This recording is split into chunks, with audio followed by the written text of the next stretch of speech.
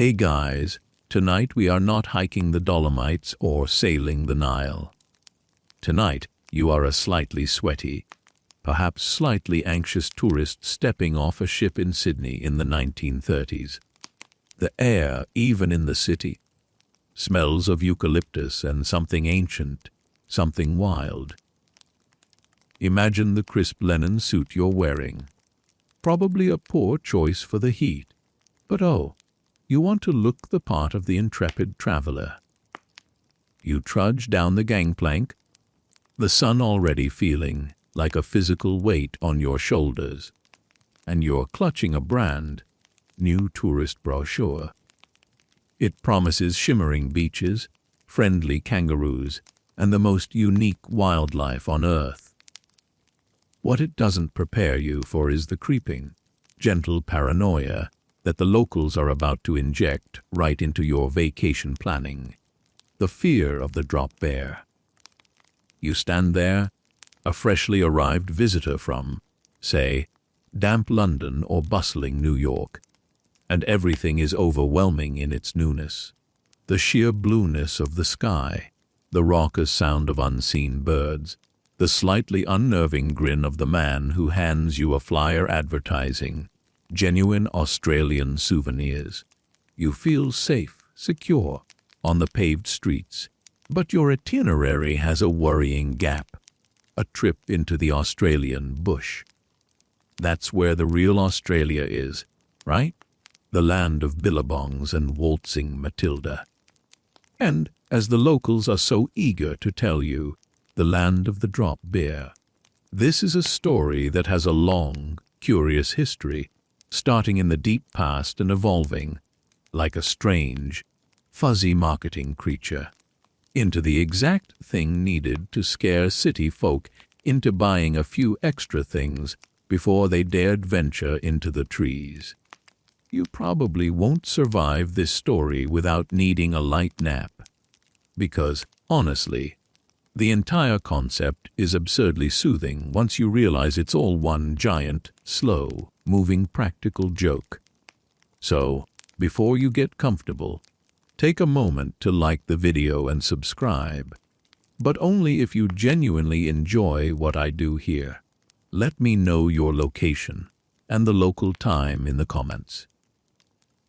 Now dim the lights, maybe turn on a fan for that soft background hum, and let's ease into tonight's journey together. The dropbear you are being warned about in 1930s Sydney is, fundamentally, a story of control.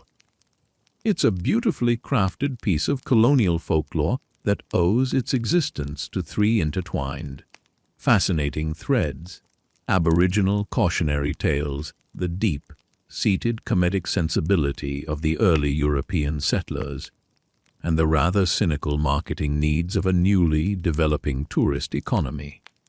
It begins, as all good stories do, with the oldest voices. Long before any European stumbled onto this vast continent, the indigenous peoples had their own extensive body of oral tradition about the dangers of the canopy. You see, the Australian bush is beautiful. Yes, but it is also full of genuine peril, snakes, aggressive birds, and the very real dangers of getting hopelessly lost under the endless sun. To keep children and novices safe, Aboriginal groups across various regions employed stories of mischievous or dangerous spirits and creatures that dwelled high in the trees and descended without warning. These were not the goofy, oversized koalas that would later star in postcards, but potent, place-specific warnings woven into the dreaming stories about respecting the land. You might hear of a spirit that pulls you up into the leaves, or a creature that simply pushes you off a precarious ledge. The effect was the same: look up, watch your step, and pay attention to where you are going. This is the oldest, most foundational layer of the myth, designed for survival and respect, not for laughs. Now, fast forward a few hundred years to when the European settlers are trying to make sense of this utterly alien landscape. They encounter creatures that seem to defy every rule of natural history they learned back home. A mammal that lays eggs. A rat that carries its young in a pouch. It's all a bit much. The koala itself was already a source of mild confusion and great affection. It was a cute, round, sleepy animal, the perfect symbol of soft, gentle Australia. But, and here's where the humor begins to brew, the early settlers and bushmen quickly realized that the koala, while adorable, had absolutely enormous, very sharp claws and could, when thoroughly annoyed, be quite a nasty piece of work. They sit up there, usually docile, but if you try to pull them down or disturb their slumber, you're going to get a very unpleasant surprise. This observation, that the cuddly icon of the nation was, in fact, armed and occasionally grumpy, became the gentle, ironic bedrock for the dropbear joke. The transition from a gentle, ironic joke among bushmen to a genuine, weaponized piece of advice for tourists occurred precisely in the 1920s and 1930s. This was a pivotal moment for Australia. The country was actively attempting to build a reliable international tourism industry. They needed to be seen as exotic, but also safe, rugged, but also comfortable, and, like any group of people, forced to deal with a constant influx of meaning but utterly clueless visitors. The locals developed a shared coping mechanism: elaborate pranks. The dropbear became the ultimate shibboleth, a test of whether you had the required sense of humor and skepticism to survive in the Australian bush, or if you were just another gullible pom. The myth gained traction because it was so delightfully specific. It wasn't just a monster in the woods. It was a koala carnivorous, a slightly larger, fiercer, carnivorous cousin of the gentle koala, genetically engineered by the cruel gods of Australian wildlife to drop straight down onto the head or shoulders of unsuspecting prey. The prey, in this case, was always a tourist, never a local. You, the tourist, would be told this with the most intensely serious face imaginable. The bus driver, the barkeep, the tour guide, they all had the same earnest, concerned look as they explained the necessary precautions. This unified front of deadpan sincerity is what made the myth so powerful. It was communal storytelling, and you, the unsuspecting listener, were the star of the show. Historians still argue whether the initial weaponization of the dropbear was a purely organic folk phenomenon, or if it was deliberately pushed by early tourism operators. Perhaps even by a particularly cheeky railway company looking to sell more insurance or souvenirs. What is undeniable is that the story filled a certain cultural need. It allowed Australians to feel superior to their often wealthy, often naive visitors, reinforcing a quiet, nationalistic sense of rugged know-how. You are being introduced not just to a creature, but to a particular kind of Australian humor, one that is dry, self-effacing, and always played with a completely straight face. You're being inducted into the club, one terrified glance at the canopy at a time. The fear itself is part of the fun. The greater your anxiety, the greater the locals' satisfaction. Think of yourself now, sitting on a bench outside a general store in a small town called, perhaps, Wagga Wagga.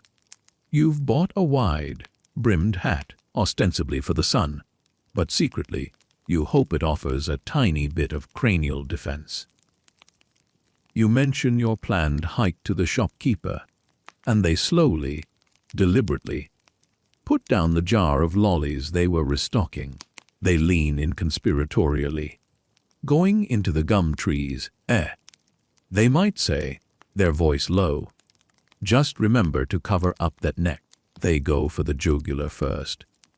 They're only silent because their thick fur dampens the sound of their fall.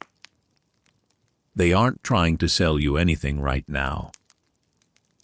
They're just genuinely enjoying the theater of it all.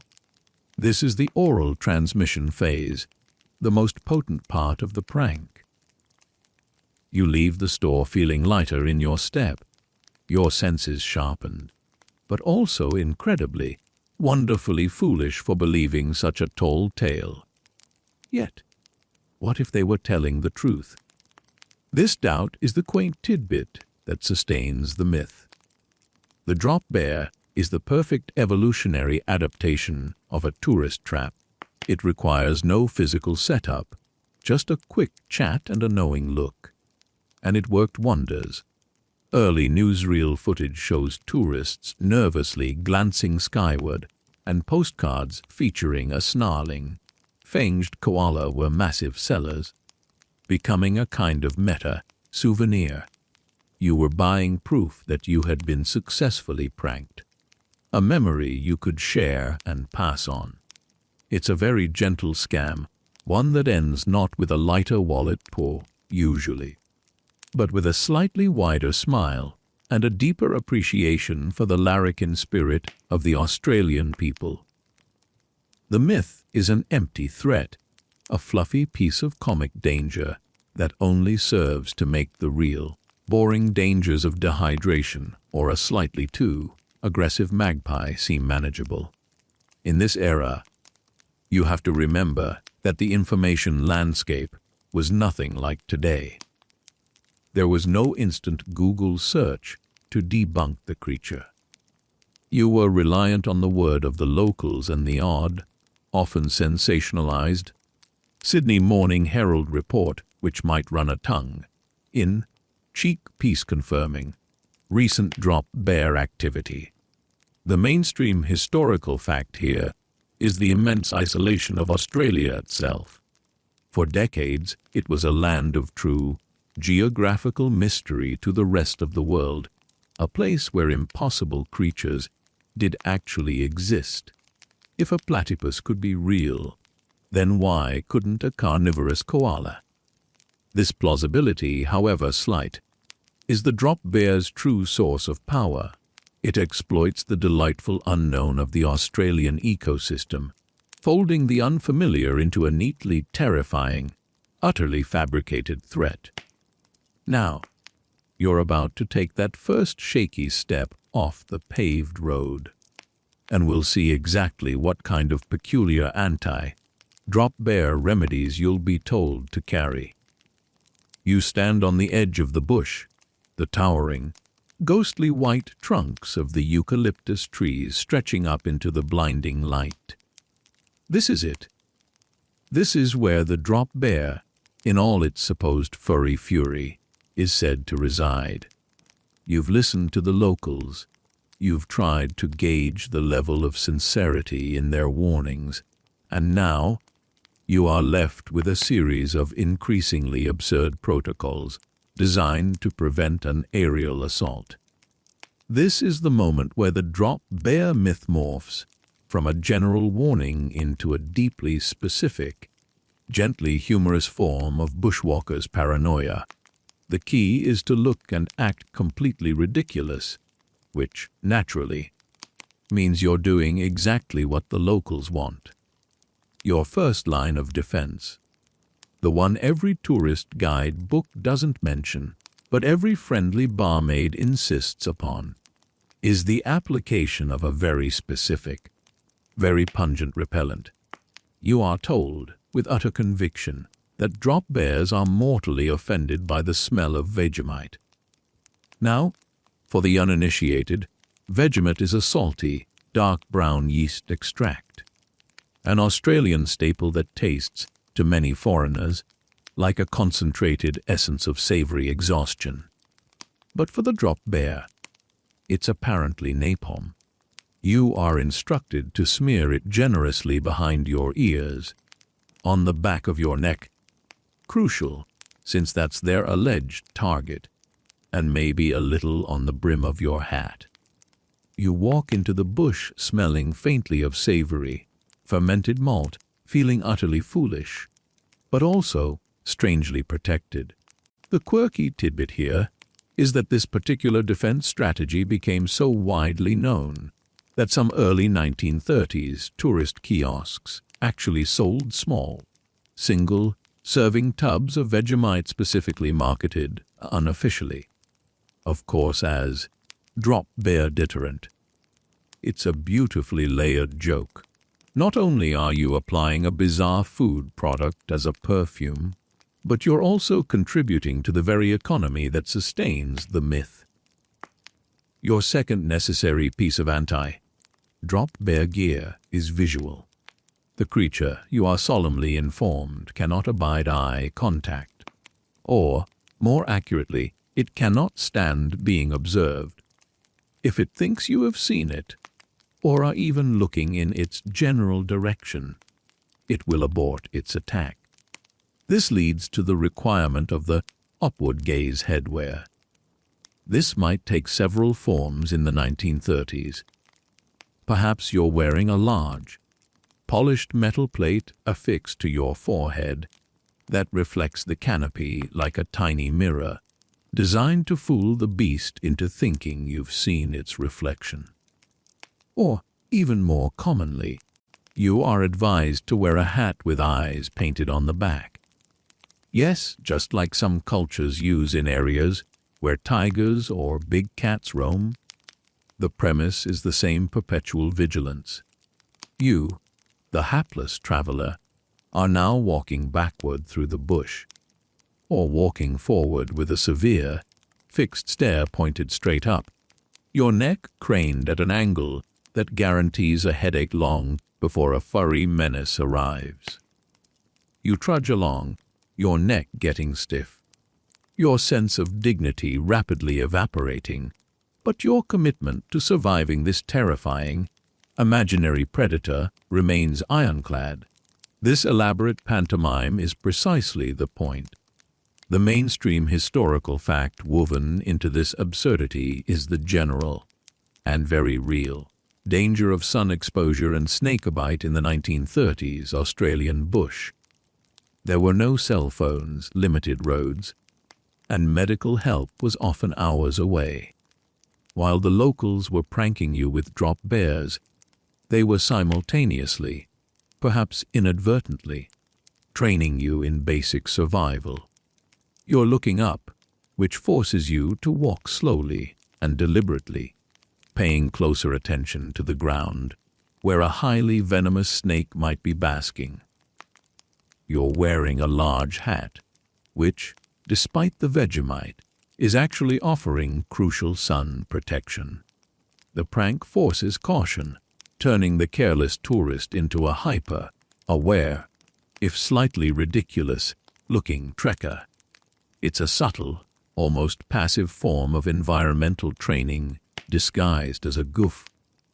As you venture further, the subtle sounds of the bush take on a sinister meaning. That loud, sudden squawk of a kookaburra, is that just a bird laughing, or is it the drop bear's terrifying pre-attack call? The gentle thump of a seed pod hitting the ground. Surely, that was the padded landing of a stealthy creature preparing its ambush. You find yourself whispering to the trees, another suggested defense. The theory here is that drop bears only attack people who are silent and therefore appear preoccupied or asleep. If you are talking, they assume you are alert and, presumably, ready to fight. So you find yourself offering a slow, detailed monologue about, perhaps, the decimal currency system you use back home, or maybe the intricate history of Georgian architecture. The narration must be continuous, mildly boring, and completely non-threatening. You are, in essence, performing the world's first ASMR safety ritual. And speaking of fighting, You are also encouraged to carry a dropbear stick. This isn't just any stick. It must be one that is suitably knobby, made of a specific type of wattle wood, and, most importantly, have a small, carved wooden koala head at the tip. The koala head is not for decoration, but for distraction. The idea is that if you see the dropbear preparing to leap, you throw the stick into the canopy. The creature, mistaking the wooden head for an easy, already stunned meal, will drop onto the stick instead of you, giving you precious seconds to escape. You heft this stick, which is clumsy and utterly useless, and feel a brief, misplaced surge of confidence. You're ready to duel an imaginary menace with a souvenir. Historians still argue whether the dropbear stick was a genuine piece of folklore or purely a commercial creation of the 1930s tourism market, given the amount of cheap, hand-carved souvenirs that began flooding tourist towns in that era. It's highly likely that someone simply realized they could monetize the panic. It's a beautiful example of supply and demand in the humor market. The locals supplied the fear, and the tourists demanded a tangible, albeit useless, countermeasure. You've now spent a shilling on a stick that does nothing but confirm your gullibility, but you feel inexplicably safer. The most elaborate, and perhaps the gentlest, joke played on you is the crouching protocol. You've heard the story the dropbear, being a gravity-assisted predator, can only strike people who are standing upright. Its aerial attack relies on maximizing the G-force of its fall. The locals' advice is to simply crouch down whenever you hear a suspicious rustle. Not just a slight bend, but a full, low crouch, preferably covering your neck with your arms. The image of a foreign tourist, mid-hike, suddenly dropping into a defensive crouch, every time a stiff breeze moves the leaves, is the pièce de résistance of the entire prank. You become a living, breathing, slow-motion comedy show for any local lucky enough to observe you from afar. It's a magnificent, collective, cultural eye, roll directed at the idea of the fussy, unprepared city dweller. You are not only safe from the dropbear, but you are also fulfilling your role as the easily startled protagonist in their quiet, ongoing joke. You trudge on, smelling of yeast extract, talking about early American banking, and occasionally dropping into a low squat for no reason at all, truly immersed in the bizarre safety theater of the 1930s Australian bush. You are deep enough now that the sounds of the town have completely vanished, replaced by the relentless, humming static of the bush. The sun filters through the high canopy of the gum trees in shimmering, dusty columns. You continue your slow, cautious progress, smelling faintly of Vegemite, occasionally addressing an invisible audience about the historical significance of the pineapple as you look upward. This is the stage where the myth truly sinks its claws, not its physical claws, of course, but its psychological ones, into the culture of the 1930s. This is where kitschy propaganda meets genuine, if manufactured, fear, especially for the city-bred children who were sent to the countryside for holidays. The dropbear myth needed oxygen, and it found it in the burgeoning world of Australian popular culture. Think of the tourist postcards of the era. They weren't just scenic views of Bondi Beach or the Harbour Bridge. They were often deliberate, cartoonish exaggerations. You would see images of a fierce-looking, fanged koala, always drawn slightly larger than life, sometimes sporting a genuinely menacing snarl, clinging to a branch above a terrified-looking pith helmeted tourist. This visual propaganda was everywhere. It was in the souvenir shops, on the walls of roadside diners, and folded into every promotional pamphlet. It provided the creature with a physical, reproducible identity, transitioning it from a whispered threat in the pub to a recognizable cultural mascot. This is a beautiful example of how a harmless joke can be amplified by mass media. The mainstream historical fact to remember here is the rise of the Australian cinema and newsreel industry during the 1930s.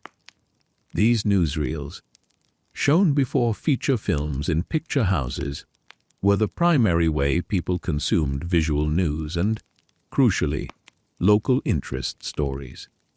Imagine sitting in a darkened cinema in Melbourne, waiting for the main picture when a brief segment comes on. It might show a bushman, complete with a dusty, earnest face, demonstrating the proper application of the Vegemite defense, or solemnly warning about the creature's alleged hunting grounds. It was almost always played for laughs, but the deadpan delivery and the formal setting of the newsreel added a crucial layer of official-sounding authority. To a child, or even a city adult who has never seen the bush, this footage serves as undeniable proof that something dangerous is out there. The effect on children in particular was immense. The dropbear was the perfect boogeyman. It was specific enough to be believable, but vague enough to allow for endless imaginative embellishment. When parents or older siblings wanted to stop a child from wandering too far into the backyard gum trees, or when they wanted to ensure a child didn't linger near the tall, shadowy pines on a camping trip, the dropbear became the easy, immediate threat. Keep quiet, or the dropbear will hear you. Don't stray from the path. That's where the dropbears wait. You, as a child in this era, are internalizing a mild, pervasive fear that hangs just over your head, literally and figuratively. It's a gentle form of social control masked by folklore. The beauty is that it's PG-13. It's not a story about bloody disembowelment, but rather a swift, silent thump, and the shame of being caught unawares, which is somehow more unnerving. The quirky or fringe tidbit that grew out of this era was the highly localized nature of the alleged attacks. In one town, the dropbear might only attack people wearing bright colors. In another, it might only target those carrying a fishing rod. These small, site-specific variations served a fantastic purpose. They encouraged locals to continue adding their own creative twists, keeping the joke fresh and engaging. It turned the myth into a genuinely interactive form of community storytelling, with the unsuspecting tourist or child serving as the essential audience. The more details you could invent about the dropbear's supposed diet, say, a preference for soft, round objects like oranges, or perhaps just the sound of poorly executed whistling, the more robust the local mythology became. Historians still argue whether the enduring popularity of the dropbear is due to its connection with Australian national identity or simply its utility as a running gag. Regardless, by the late 1930s, the creature had cemented its place. It was no longer just a joke, it was a cultural artifact, a shorthand for the rugged, slightly cheeky spirit of the country. For you, hiking alone in the stillness of the bush, the psychological impact is undeniable. Every rustle above your head pulls your eyes upward. You feel a familiar tightening in your shoulders, a gentle prickle of anxiety at the back of your neck, where the Vegemite is now starting to feel a little sticky. you might find yourself humming a tune just a little too loud, or perhaps giving a nervous, unnecessary commentary on the precise geological composition of the path you are traversing, just to prove to the invisible, tree-dwelling menace that you are, indeed, alert. The silence of the bush is now less peaceful and more pregnant with possibility, and this manufactured, low-grade fear is, paradoxically, oddly relaxing. It gives your wandering mind a simple, absurd focus, allowing the rest of the world's worries to momentarily fade into the deep shade of the eucalyptus. You are completely absorbed in the performance of survival, a gentle actor in a vast, dry, silent comedy. You continue your deliberate march, the scratchy sounds of dry leaves under your boots marking the rhythm of your nervous monologue about early 20th century Australian wool exports. The dropbear, you've realized, is not just a joke. It's a beautifully constructed piece of ecological mimicry, cleverly borrowing the most terrifying, yet usually hidden, traits of real Australian fauna. This is where the humor deepens, becoming a kind of dark, gentle tribute to the continent's genuinely dangerous creatures, all filtered through the absurdity of a clumsy, fanged koala. Consider the koala itself.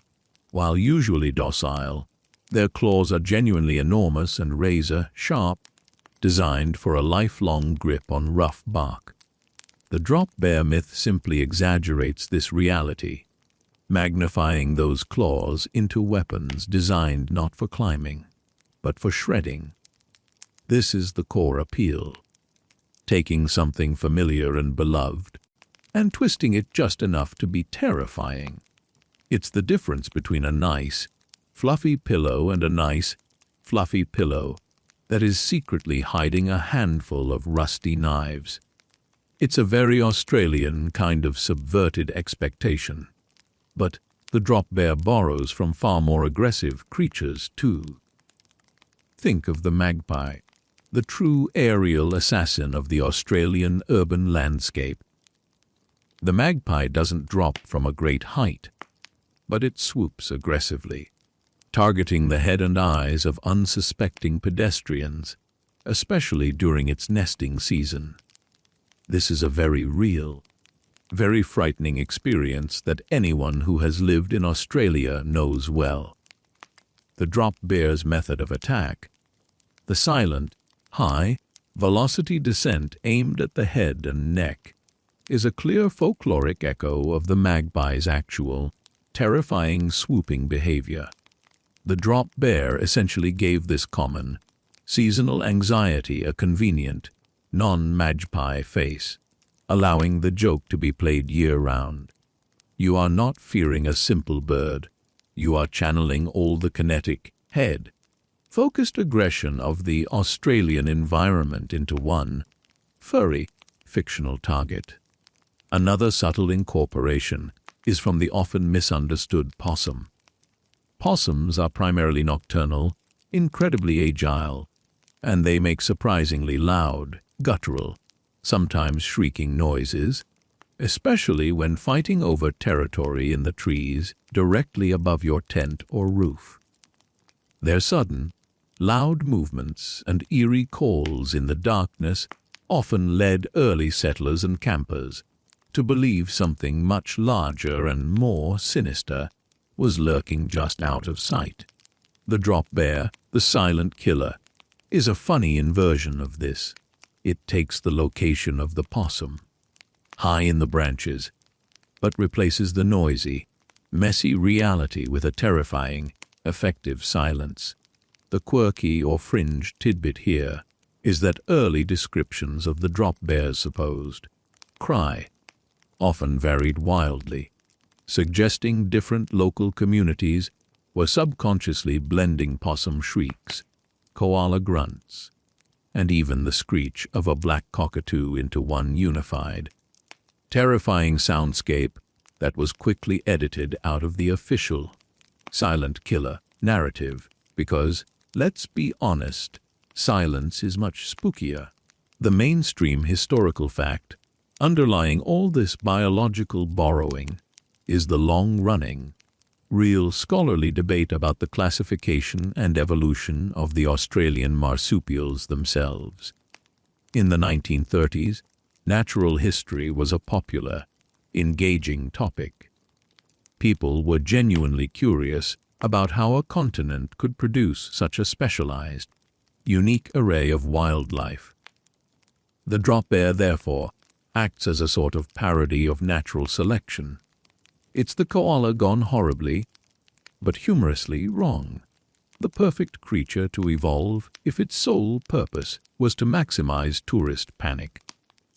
You adjust the Vegemite on your neck, which is now crusty and warm, and stop to contemplate the bark of a scribbly gum, named for the chaotic, looping scribbles left by the burrowing larvae of a small moth. The very environment around you is evidence of a nature that operates on bizarre, unexpected rules. This sense of the unpredictable is what the dropbear exploits so brilliantly. You can predict the path of a fox or the bite of a snake, but how do you defend against a creature that simply defies gravity and drops? Historians still argue whether the dropbear myth served a useful ecological function beyond simple humor. Perhaps training people to look up and appreciate the canopy, or simply encouraging a healthy respect for the vast, unforgiving bush.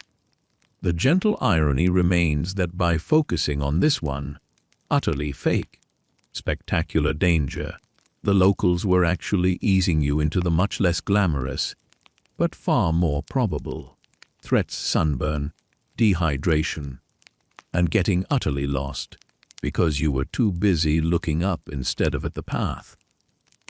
You trudge on, feeling the delicious, slightly childish thrill of having been successfully duped, your mind fully engrossed in the peaceful, monotonous absurdity of dropbear evasion. You finally emerge from the dense thicket, blinking in the uninterrupted sunlight of a clearing. The sticky residue of Vegemite on your neck serves as a faint, savory trophy. You survived. You, the cautious, talkative tourist, managed to evade the gravitational menace of the dropbear. But as you dust off your trousers and smooth your wide-brimmed hat, you realize the enduring legacy of this myth is not about fear at all, but about a gentle, communal sense of belonging and a particularly soft, focused piece of Australian identity. The dropbear by the 1940s and beyond had transitioned from a sharp, witted prank into a harmless, affectionate cultural touchstone. The creature's ultimate function was to serve as a gentle, shared fear. Every Australian child, every wide-eyed visitor, was subjected to the same absurdity. And because the threat was entirely fictional, the collective experience of believing it, then realizing the joke, forged a quiet, unifying bond. You, the tourist, are now in on the secret. When you return home, you will find yourself sharing the warning with others, perhaps with a mischievous glint in your eye, thereby becoming a new, distant agent of the myth's preservation. You have been successfully inducted into the gentle, dry humor of the nation, and that feeling of being in the know is infinitely more soothing than the transient fear you felt in the bush. The myth continues to endure because it's the perfect, risk-free piece of exotica. Tourists want stories to tell, and a cautionary tale about a bloodthirsty, aerial koala is far more memorable than a reminder about carrying water or wearing sunscreen. It perfectly encapsulates the dual nature of Australia, a land of cute, fluffy animals and a land of terrifying, hidden dangers. The dropbear is the synthesis of those two ideas, creating a creature that is both inherently adorable and hilariously lethal. The ultimate cuddly paradox, the quirky or fringe tidbit that underscores this evolution is the dropbear's appearance in military folklore. During World War II, when young Australian soldiers were deployed overseas, away from their bushland home, the dropbear often featured in letters and drawings. It became a piece of affectionate shorthand for home, or the uniquely funny dangers of their country. It was a joke they could share with foreign troops, a way to gently introduce their allies to the distinctive, self-deprecating Australian wit. The myth was portable, easily explained, and a guaranteed producer of a weary, amused sigh. Historians still argue whether the myth will ever fully fade, or if it has achieved a state of permanent meta-folklore, surviving entirely on its own self-awareness. It seems highly likely that this particular joke will continue as long as gum trees grow tall and unsuspecting visitors continue to arrive with genuine wonder in their eyes. The dropbear is essentially an invitation, a soft-spoken cultural handshake that says, "We're harmless, but our nature is wonderfully absurd, and we expect you to find the humor in it." The mainstream historical fact to appreciate is the post-war boom in Australian national identity and cultural exports. As the country gained more international recognition, so too did its quirky, self-created legends. The dropbear became an exported commodity of humor, alongside the boomerang and the platypus, a quiet ambassador for the Australian spirit. You, the 1930s tourist, played a small but vital role in this export. Your terrified glances and Vegemite perfume providing the necessary foundation for the gentle legend to grow. Now, the fear is gone, replaced by a satisfying sense of understanding and a smile. Now, as you stand in the golden light, your mind slowing down, let the image of the dense, silent trees fade. You are safe. The gentle hum of the bush is just that, a hum, not a warning. You feel the slow, steady pull of relaxation taking over. The Vegemite defense, the silly crouching, the anxious, whispered monologues. They were all just tools to slow your mind, to give it an odd, specific problem to solve that wasn't your own. The bush is quiet. The air is still. You are completely at rest, finally free from the threat of the imaginary, yet wonderfully effective, aerial marsupial. You can let go of the stick now. Let the thoughts drift away, like the wisps of smoke from a distant campfire. The dropbear is only waiting for the next person to arrive, and that person is definitely not you, not tonight. Focus instead on the low, steady rhythm of your own breathing, the gentle weight of your blankets, the comforting coolness of the night air. The story is over, the chase is done, and everything is still. Let the peaceful silence of the Australian night settle over you, deep and undisturbed. You have found your way out of the trees and into the deep, sweet quiet. Just breathe and rest.